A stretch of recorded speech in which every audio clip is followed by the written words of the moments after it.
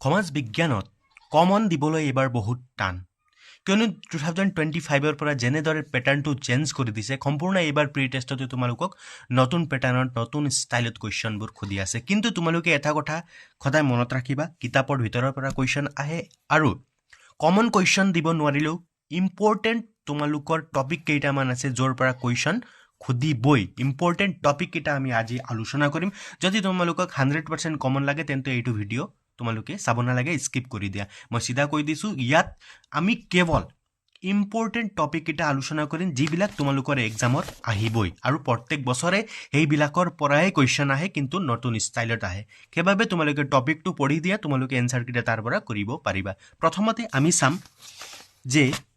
বংগ বিভাজন আৰু স্বদেশী আন্দোলন এইটো পাঠৰ পৰা কোনকেইটা গুৰুত্বপূৰ্ণ টপিক হয় ইয়াত প্ৰথমতে দিয়া থাকে যে মূল আলোচ্য বিষয় অৰ্থাৎ এইবিলাক টপিকৰ পৰা ইয়াত তোমালোকৰ উত্তৰখিনি বা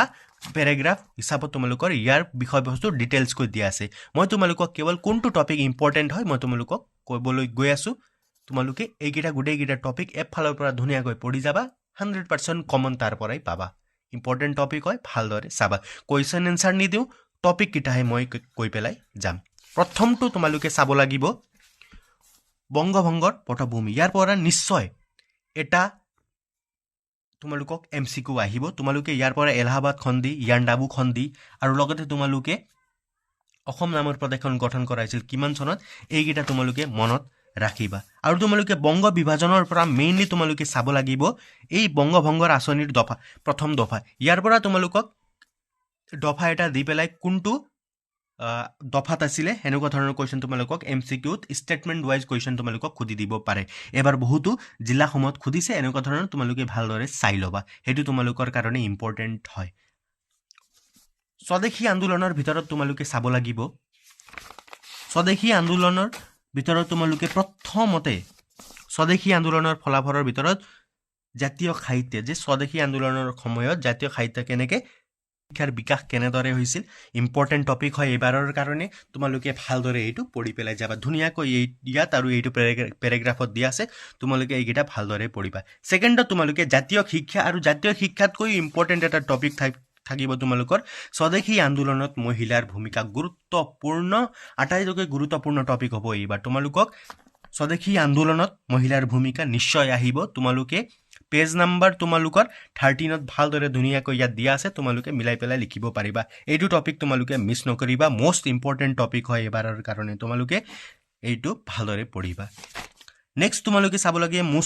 মুছলিম লীগ প্ৰতিষ্ঠা কেতিয়া হৈছিল এইটো তোমালোকে ভালদৰে চাই ল'বা নেক্সট তোমালোকে চাবা স্বদেশী আন্দোলন আৰু জাতীয় কংগ্ৰেছ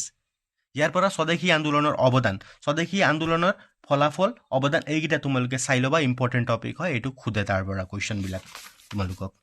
সো এইটো পাঠত তোমালোকে এইকেইটা টপিক তোমালোকে মিছ নকৰিবা এইকেইটাৰ পৰা নিশ্চয় তোমালোকে কুৱেশ্যন পাবাই তোমালোকে ইয়াত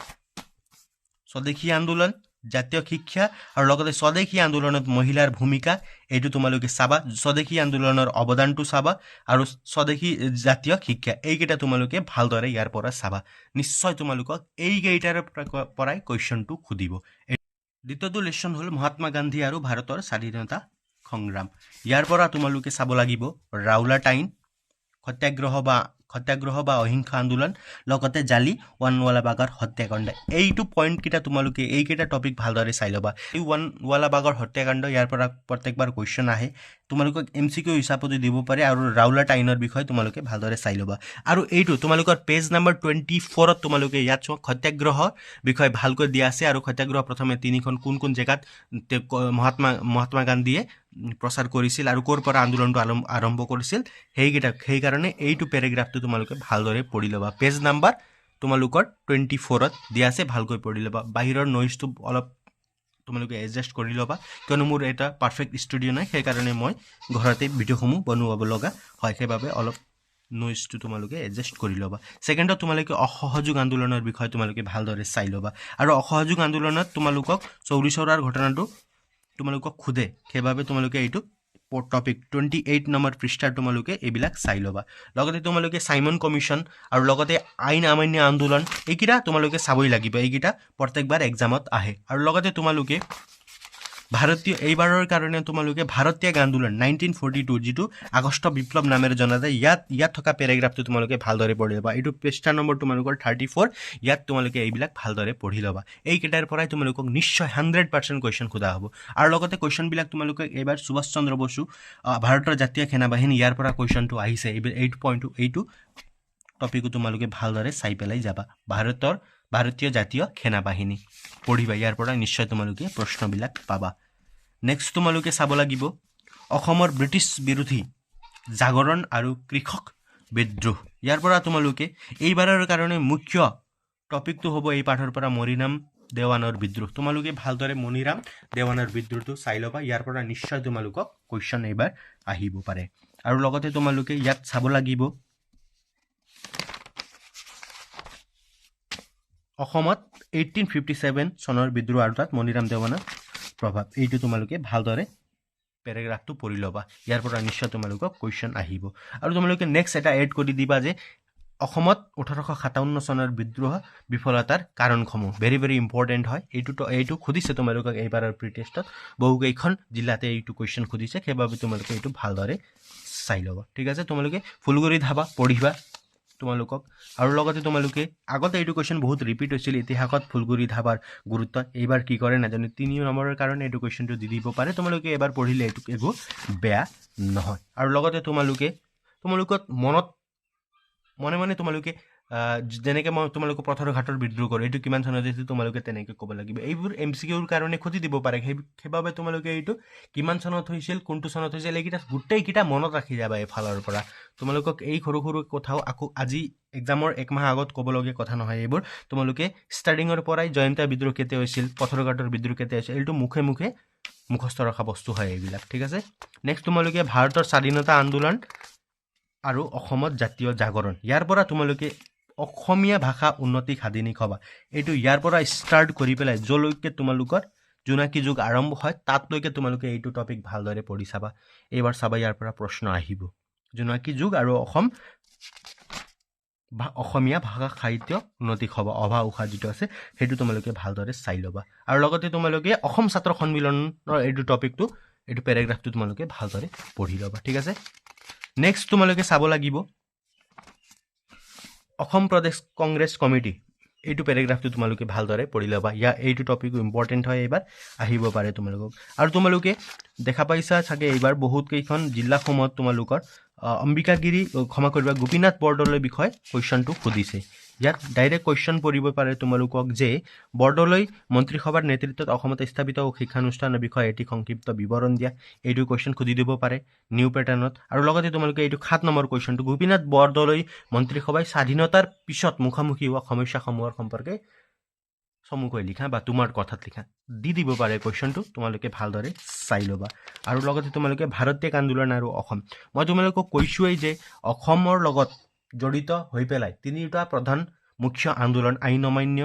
অসহযোগ আৰু লগতে ভাৰতীয় আন্দোলন প্ৰত্যেকবাৰ তোমালোকক আহে এইটো তোমালোকে মনত ৰাখিবা আৰু এইটো ভালদৰে পঢ়িবা তোমালোকে ঠিক আছে আৰু নেক্সট তোমালোকে চাব লাগিব ভাৰত আৰু উত্তৰ পূৰ্বাঞ্চলৰ সাংস্কৃতিক ঐতিহ্য ইয়াৰ পৰা তোমালোকে চাব লাগিব এইবাৰ মোৰ হিচাপত তোমালোকে চাবা সাহিত্য চাবা আৰু লগতে চিত্ৰকলাৰ বিষয়ে চাবা লগতে তোমালোকে স্থাপত্য কলাৰ বিষয়ে চাবা মন্দিৰৰ যিবিলাক দ্ৰাবিড় বৈশ্যৰ শৈলী এইবিলাক থাকে এইবিলাক তোমালোকে ভালদৰে মনত ৰাখিবা আৰু লগতে তোমালোকে কোনখন ৰাজ্যৰ কোনখন নৃত্য হয় তোমালোকক মই আগতে এবাৰ কমন কুৱেশ্যন দিওঁতে কৈছিলোঁ এইবাৰ বহুত কেইখন জিলাত এইটো কুৱেশ্যন সুধিছে তোমালোকৰ MCQ টাইপত দিছে আৰু লগতে তোমালোকে মনত ৰাখিব লাগিব ইয়াৰ পৰা অসম সাহিত্য আৰু লগতে তোমালোকে মনত ৰাখিবা ধৰ্মটো নালাগে ধৰ্ম ইমান গুৰুত্ব হিচাপত নাহে তোমালোকে চিত্ৰকলা আৰু ভাস্কৰ্য এই দুটা কথা চিত্ৰকলা আৰু ভাস্কৰ্য এই দুটা পেৰাগ্ৰাফটো ভালদৰে পঢ়ি ল'বা ইয়াৰ পৰা নিশ্চয় তোমালোকক কুৱেশ্যন আহিব এইবাৰৰ কাৰণে আৰু নেক্সট তোমালোকে ইয়াৰ পৰা উত্তৰ পূৰ্বাঞ্চলৰ অন্য ৰাজ্যকেইখনৰ তুলনাত অসমৰ সাংস্কৃতিক বিবিধতা সংমিশ্ৰণ আৰু বিৱৰ্তনৰ অধিকতৰ হৈছে এইটো কিয় অধিকতৰ হৈছে এই কুৱেশ্যনটো তোমালোকে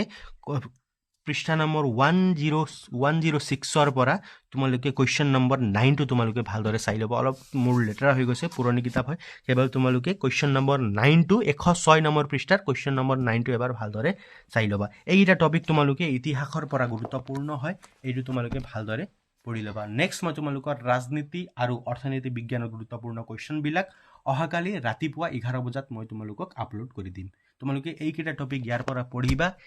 এইখিনি টপিকৰ পৰাই তোমালোকক নতুন প্যাটাৰ্নত কুৱেশ্যনবিলাক আহি এইটো কথা মনত ৰাখিবা ধন্যবাদ সাবস্ক্ৰাইব কৰা নাই যদি চেনেলটো সাবস্ক্ৰাইব কৰিবা মই তোমালোকক কন্টিনিউ ভিডিঅ'সমূহ আপলোড কৰি থাকিম